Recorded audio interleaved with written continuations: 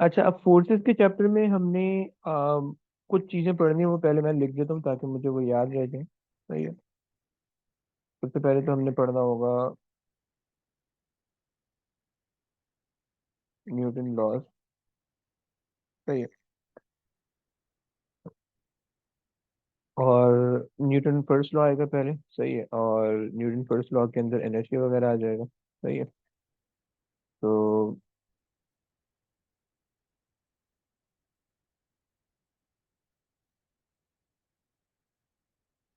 Newton first law और inertia.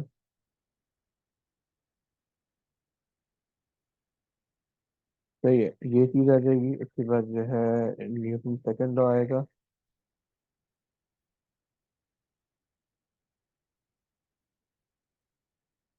Newton second law आएगा। सही है। इसके अंदर जो है तुम लोगों से तुम्हें इसके अंदर थोड़ा सा रिजल्टेंट फोर्सेस के बारे में पता होनी चाहिए। सही है। रिजल्टेंट फोर्स के बारे में पता होनी चाहिए। सही है। तुम्हें मोमेंटम थोड़ा सा समझ में आना चाहिए, जो हम पिछले वाले चैप्टर के अंदर पढ़ चुके हैं। सही है। वो तुम्हारा पक्का होना चाहिए। और उसके बाद जो है तुम्हारे पास इसी के अंदर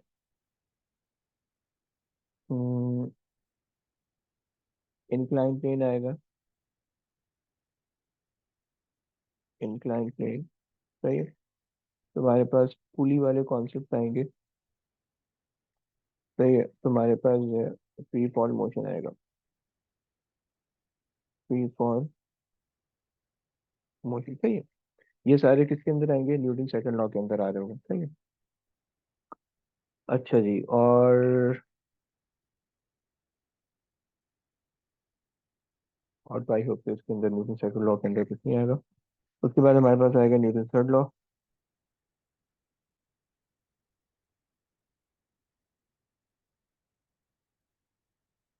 न्यूटन थर्ड लॉ। और इसके अंदर जो है वो हमारे पास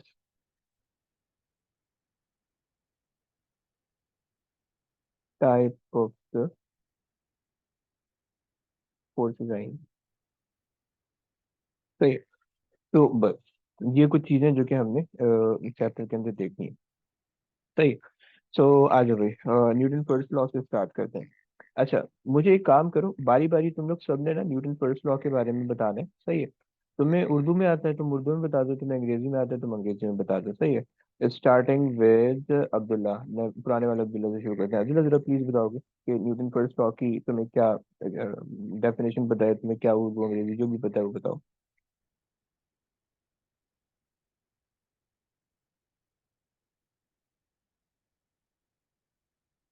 So it was something like an object will remain stationary or will continue to move at a constant velocity if it's not acted upon by an external force. Okay, very good. और दूसरा अब्दुल्ला, आप क्या बताओगे? Their balanced forces mean no acceleration. Very good. और इसके बाद चलते हैं राबिया के पास। राबिया, आपके जहन में कोई है?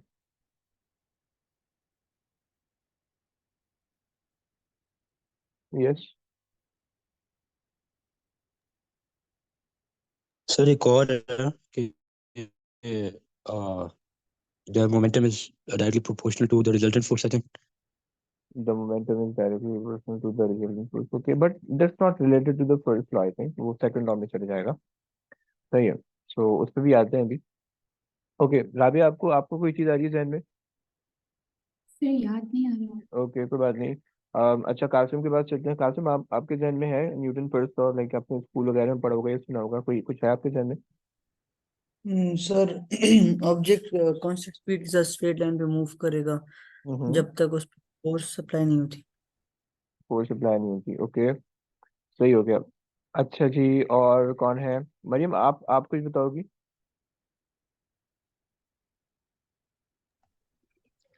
AK, an object will remain at rest after uniform motion unless it's acted upon by external force, external resultant hmm. force. Okay perfect. अच्छा एमन, आप भी कुछ बताओ यार।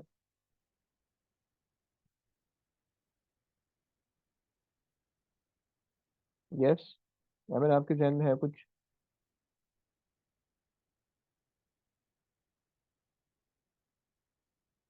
नहीं, एमन के जहन में नहीं है। तो बईरा के पास चलते हैं। बईरा, आप आपके पास कुछ है, आपको याद है? Yeah, so Newton's first law वो था कि the object will remain at rest or in the constant velocity hmm. unless like an external force acts on it. Okay, चलो बेहतरीन Yes. बताते हैं यार। बहुत सही बताया तुम लोग को। अच्छा जी, तो तुम लोग ने बोला कि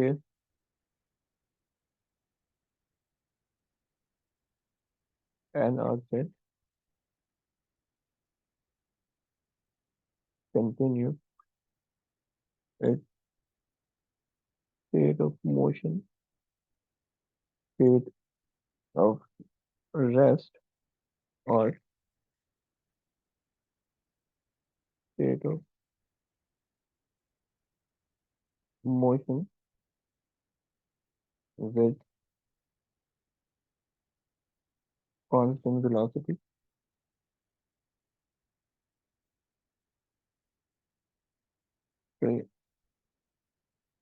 until acted upon by the external force। सही हो गया। अच्छा जी, अब इसके अंदर जो है ना, तुम लोग ने जो जो चीजें बताई है मैं उनको जरा हाईलाइट भी करता हूँ।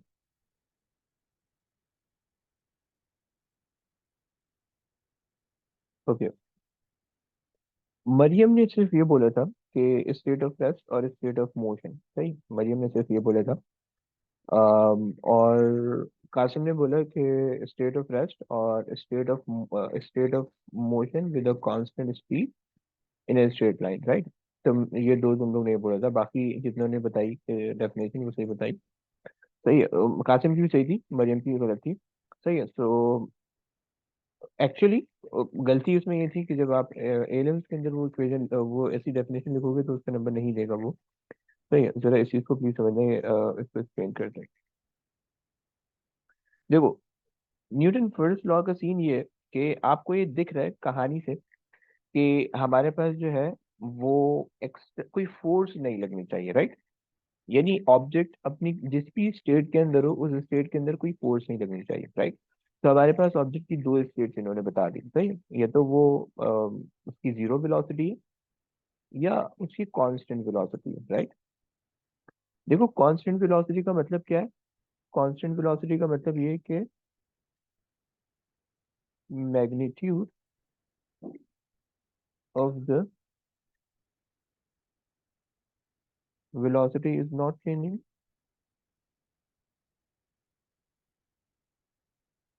सही। दूसरी चीज क्या है कि direction of the velocity is not changing. सही है। तुम लोग को ये बात पता है कि तुम्हारे पास जो वेलोसिटी होती है, वेक्टर क्वांटिटी है, मैग्नीट्यूड और डायरेक्शन दोनों चीजें आएंगी, राइट। तो कांस्टेंट वेलोसिटी का मतलब ये है कि उसकी जो जो वैल्यू है, मतलब जिस वैल्यू से मूव कर रहा है, लेट्स से 5 मीटर पर सेकंड से, तो उसी वैल्यू से मूव कर रहा है, राइट। उसकी वो स्पीड चेंज नहीं हो रही। और मूव भी किस तरह से कर रहा है? स्ट्रेट लाइन मोशन है उसका, मोशन चेंज नहीं हो रहा। अगर तुम इस स्टेटमेंट को हटा के दूसरी स्टेटमेंट लिखना चाहो, तुम कांस्टेंट वेलोसिटी के बजाय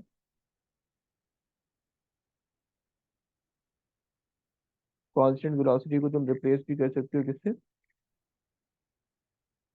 constant speed in straight line. सही हो गया। तुम लोग ये काम कर सकते हो। सही, कासिम ने ये बताई थी, दैट्स फाइन। अगर तुम सिर्फ कांस्टेंट स्पीड लिखोगे गलत हो जाएगी। सही है। अगर तुम सिर्फ, जैसे मरियम ने बताया, अगर तुम सिर्फ जो मोशन लिखोगे, स्टेट ऑफ मोशन, तो वो भी गलत हो जाएगी क्योंकि वो आपने बहुत जनरल बता दी है। सही है। ये मैं इसलिए बता रहा हूँ क्योंकि 2 नंबर की डेफिनेशन आती है और अक्सर बच्चे ना यहाँ पे गलती करते हैं, उसके उनके नंबर करते हैं। बिल्कुल सिंपल से नंबर होते हैं, सिंपल से मार्क्स होते हैं, वो कट जाते हैं। सही है। तो ये चीज प्लीज समझना है, क्योंकि अगर तुम्हारे पास magnitude of the velocity change होगा तो तुम्हें पता है एक्सेलरेशन आ जाएगा चेंज इन वेलोसिटी की वजह से, सही है। यानी अगर तुम्हारे पास चेंज इन वेलोसिटी होगी तो तुम्हारे पास एक्सेलरेशन आ जाएगी, and that acceleration causes the resultant force, right. तो इसका मतलब है कि वो फिर न्यूटन सेकंड लॉ में चले जाएगा, सही हो गया। तो इसका ये मसला है। और अगर तुम्हारे पास डायरेक्शन चेंज होगी, so although the magnitude of the speed is not changing, but the direction causes the change in velocity, which again produces acceleration in the system। तुम्हें याद होगा तुमने एक एक अदद सर्कुलर मोशन की करके कोई चीज पढ़ी थी, और ओ लेवल में जब भी उसका क्वेश्चन आता था वो 4 एरो बनाता था तुम्हें इस तरह से, और जो भी एरो सेंटर को मार्क होता था तुम उसको फौरन से अंधाधुंध जो है वो सर्कल कर दिया करते थे, सही है। तो तुम्हें बेसिकली क्या होता था, कोई भी सैटेलाइट या कोई भी स्टार या कोई भी चीज है अगर सर्कुलर मोशन परफॉर्म कर रहा है, कोई भी आपको कोई ऑब्जेक्ट सर्कुलर मोशन परफॉर्म कर रहा है, तो उसके अंदर होता ये था कि उसकी कोई एक सेंट्रीपिटल फोर्स लगती थी, यानी एक रिजल्टेंट फोर्स लगती थी जो कि सेंटर की तरफ एक्ट करती होती थी, सही है। तो उस वजह से वो सर्कुलर मोशन परफॉर्म कर पाता था, राइट। सो यहाँ पे भी रिजल्टेंट फोर्स आ रही है, और अगेन जब रिजल्टेंट फोर्स आएगी तो वो न्यूटन सेकंड लॉ के अंदर चले जाएगा, सही। तो ये दो चीजें जो कि तुम्हें याद रखनी है, सही। तो एक चीज मैंने ये बता दी, और अगर तुम्हारे पास डायरेक्शन चेंज होगी तो तुम्हारे पास क्या आ जाएगा, change in direction again causes the change in velocity, which produces the centripetal acceleration and force, सही। सेंट्रीपिटल एक्सेलरेशन और सेंट्रीपिटल फोर्स प्रोवाइड करते हैं, सही। तो इसको ना प्लीज न्यूटन फर्स्ट लॉ को इस तरह से समझना, सही। इसमें नंबर कटेगा। चलो ये चीज तो हमने समझ लिया। अच्छा, अब उसके बाद दूसरी चीज आती है कि अच्छा, यहाँ पे हम एक्सटर्नल फोर्सेस की भी बात नहीं कर रहे हैं, कोई भी यानी कोई भी फोर्स की भी बात नहीं कर रहे हैं, सही है। हम उस वेलोसिटी को देख रहे हैं, उस मोशन को देख रहे हैं कि जहाँ पे हमारे पास पार्टिकल जो है वो ये तो मूव ही नहीं कर रहा है, खड़ा हुआ है, सही है। ये तो अगर मूव कर रहा है तो कांस्टेंट वेलोसिटी से मूव कर रहा है, यानी वो स्टेट आ गई है जब पता नहीं किसी बच्चे ने बताया था, शायद अब्दुल्ला ने बताया था कि फॉरवर्ड फोर्स और बैकवर्ड फोर्स जब इक्वल हो जाती हैं तो उस तरह का मोशन होता है, तो वो भी बहुत अच्छी बात बताई थी। तो वो भी न्यूटन फर्स्ट लॉ के अंदर आता है। मैं आगे जाके न्यूटन सेकंड लॉ के अंदर, थर्ड लॉ के अंदर तुम लोग को ये चीज में कंफ्यूज करूंगा, सही। तो उसको प्लीज जहन में रखना। तो जब रिजल्टेंट फोर्स दोनों इक्वल हो जाती है, सॉरी, जब फॉरवर्ड और बैकवर्ड फोर्स दोनों एक्सटर्नल फोर्सेस जब इक्वल हो जाती हैं, जितनी भी एक्सटर्नल फोर्स फॉरवर्ड है बैकवर्ड है जितनी भी लगा रहे हैं, जब वो इक्वल हो जाती है तो रिजल्टेंट फोर्स आपके पास जीरो हो जाती है। जब रिजल्टेंट जीरो होगा तो आपके पास जो है वेलोसिटी कॉन्स्टेंट हो जाएगी, एक्सेलरेशन जीरो हो जाएगा, सही है। अच्छा, अब फड्डा ये कि ऐसा हो क्यों रहा है, मतलब हमने तो रिजल्टेंट फोर्स और एक्सटर्नल फोर्सेस सिस्टम से निकाल दी, सही है। अब ऐसा हो क्यों रहा है कि एक ऑब्जेक्ट जो है वो अपनी स्टेट को चेंज क्यों नहीं कर रहा, जो भी उसकी स्टेट है, स्टेट ऑफ रेस्ट है, स्टेट ऑफ मोशन है, उसको चेंज क्यों नहीं कर रहा, वो उसको अपोज क्यों कर रहा है। तो बेसिकली हमारे पास एक अदद हम जिसको कहते हैं कि हमारे पास मास है ऑब्जेक्ट का, सही। तो मास हम क्या कहते थे, mass is basically amount of matter in a body, सही है। अब ये बेसिकली जो हमारे पास जो मास है किसी भी ऑब्जेक्ट का, ये जो है ना हमें ये तो मास की डेफिनेशन हो गई कि मास होता क्या है, कि जितने भी बेसिकली जितने भी चीजें बनी है सारी एटम से मिलकर बनी है। तो एक एक एक बॉडी के अंदर कितने नंबर ऑफ एटम आ रहे हैं, कितना नंबर ऑफ मैटर आ रहा है, वो उसका जो है मास हो जाता है, राइट। अभी जब भी किसी ऑब्जेक्ट का मास होता है तो मास क्या इफेक्ट जनरेट करता है, वो basically resistance to resistance to change in state generate करते हैं, सही है। इसको हम कहते हैं कि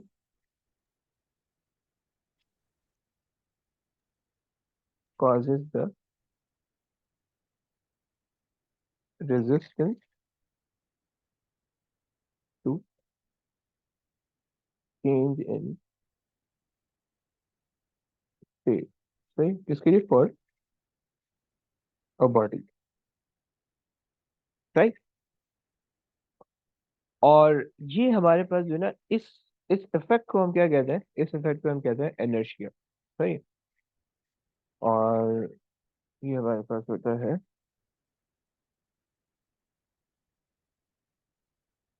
इनर्शिया, सही।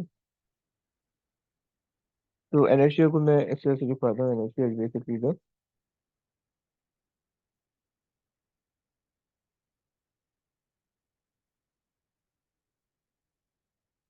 Resistance to changing the state, to changing state. सही है। रेजिस्टेंस अक्सर एमसीक्यू में आपको लिखा हुआ मिलेगा, resistance to changing, to change in the motion, right. तो ये आप कह सकते हो, सही है। अच्छा, अब तीसरी चीज कि मास और इनर्शिया का रिलेशन क्या है आपस में, क्योंकि कुछ ना कहीं चीजें तो आपको जाके मिलती हुई लग रही हैं, क्योंकि मास का जो इफेक्ट है वो बेसिकली एनर्शिया हम कह रहे हैं, राइट, क्योंकि रेजिस्टेंस टू चेंज स्टेट हमने कहा एनर्शिया, तो मास की वजह से मास का जो इफेक्ट आपको फील होता है वो एनर्शिया फील होता है, सही है। तो हम कहते हैं कि भाई,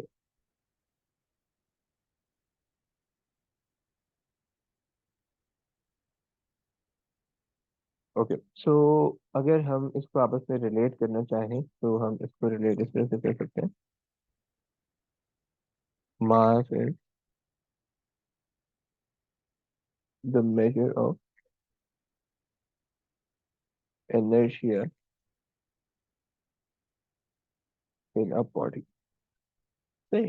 कितनी बॉडी कितना इनर्शिया आपकी बॉडी में, वो आपका जो है ना वो मास है, सही है। अच्छा, और हम ना बहुत डेली लाइफ के अंदर इस इनर्शिया को यूज करके बहुत सारे काम कर रहे होते हैं। इसकी सबसे आसान सी एग्जांपल है कि मान लो तुम्हारे पास जो है ना एक कोई कोई जो है ना, जैसे कि तुम्हारे पास एक सॉर्ट ऑफ कोई रोड है, उसके अंदर कोई गड्ढा वगैरह है, या कोई भी तुम कह लो कि तुम्हारे पास इस तरह का कोई होल हो गया, सही, और उसके अंदर जो है ना तुम्हारे पास एक बड़ा सा स्टोन है, सही, जो कि नीचे जाके गिर गया, यहाँ पे गिर गया, सही। अब तुम्हें उसको निकालना है, तुम्हारे पास दो तरीके हैं, सही है। एक तो ये करोगे तुम कि कॉपी और पेस्ट, सही। तुम एक तो ये कर सकते हो कि भाई इसको जो है ना डायरेक्ट यहाँ से कोई फोर्स लगाओ, पुल करो, सही है, और तुम इसको बाहर निकाल लो, सही है। दूसरा तरीका ये है कि तुम अच्छा, जब तुम फोर्स लगाओगे जाहिर बात है उसके इक्विवेलेंट तुम्हें फोर्स लगानी पड़ेगी, जो वेट का जो कंपोनेंट नीचे ऐड कर रहा है उसके इक्विवेलेंट तुम्हें फोर्स लगानी पड़ेगी, सही है। लेकिन अगर तुम अ, अगर तुम उसके एनर्शिया को यूज करो, सही है, और तुम जो है ना इसको बजाय इसके कि कंटिन्यूस फोर्स लगाओ, तुम हल्की सी फोर्स इसको लगाओ, हल्का सा पुश करो ऊपर से, तो ये जो है ना थोड़ा सा यूं स्लाइड होके ऊपर जाएगा, फिर वापसी नीचे आ जाएगा, सही है, इस तरह से। फिर अगेन तुम थोड़ा सा पुश करो तो ये वापसी थोड़ा सा और ऊपर जाएगा, और फिर ये थोड़ा सा वापसी नीचे आएगा, and then again it move back to you a little bit higher, सही है। तुम अगेन थोड़ा सा पुश करो तो तुम्हारे पास जो है ना ये और ज्यादा ऊपर तक जाएगा, और तुम्हारे पास फिर नीचे आएगा, और फिर तुम्हारे पास एक और दफा तुम्हारे पास आ जाएगा, तो फाइनल पुश में जो है ना ये तुम्हारे पास इनर्शिया की मदद से तुमने बाहर निकाल लिया इसको, सही है। तो अब बेसिकली तुम क्या कर रहे थे, इनिशियली जो है तुमने तुमने उसके इनर्शिया को यूज किया, जब वो अपनी स्टेट ऑफ रेस्ट में था, तुमने हल्की सी उसको फोर्स लगाई, फोर्स लगाने के बाद जैसे ही वो स्टेट ऑफ मोशन में आ गया, तो अब वो स्टेट ऑफ मोशन में ही रहना चाहेगा, स्टेट ऑफ रेस्ट को रेजिस्ट करेगा। तो अगर तुम उसको पुश करते रहोगे तो उसका स्टेट ऑफ मोशन कंटिन्यू रहेगा, और इवेंचुअली वो बाहर आ जाएगा आराम से, सही। और ऐसे अगर तुम पाकिस्तान से तुम्हारा ताल्लुक है कि तुम कभी पाकिस्तान में तुम्हारा चक्कर लगाए, और तुमने जो है ना कभी गाड़ी के अंदर तुम बैठे हो, चलाई है यहाँ पे, तो तुम्हें जो है ना उसके अंदर बड़ी एग्जाम्पल मिलेगी। अ, जितने भी जो है ना हमारे मैकेनिक हजरात होते हैं वो इसी तरह से स्टेट ऑफ रेस्ट या स्टेट ऑफ ये बेसिकली इनर्शिया को यूज करके काम करते हैं। अगर तुम सऊदी वगैरह रह रहे हो, या अगर तुम दुबई वगैरह रहते हो, तो वहां पे अगर तुमने डेजर्ट के अंदर देखा होगा कुछ अरब होशियार जो है वो जीप वहां चला रहे होते हैं, उनकी जीप अंदर फंस जाती है डेजर्ट में, तो वो भी फिर जो है ना इस तरह से इनर्शिया को यूज करते हुए, मतलब हल्का सा आगे से जीप बांधते हैं और टो करते हैं, हल्का सा पुश करते हैं, फिर उसके बाद वो पीछे आती है, फिर दोबारा से हल्का सा पुश करते हैं, फिर पीछे आती है, एंड देन इवेंचुअली वो फाइनल पुश करते हैं तो वो बाहर निकल आती है, सही है। तो इस तरह से जो है तुम्हारे पास, तुम इसको सोच सकते हो कि एनर्जी तुम्हारे पास इस तरह से जो है ना तुम्हारे लिए काम कर सकता है, सही है। तो न्यूटन फर्स्ट लॉ के अंदर जो है वो हमारे पास सिर्फ यही कहानी थी, इससे ज्यादा कोई कहानी नहीं है, सही है। अच्छा, उसके बाद आ जाओ न्यूटन सेकंड लॉ के अंदर। I hope so Newton first law के अंदर तुम लोग कोई मसला नहीं होगा, अगर है तो प्लीज पूछ लो, और हम जो है जब तक न्यूटन सेकंड लॉ पे चलते हैं।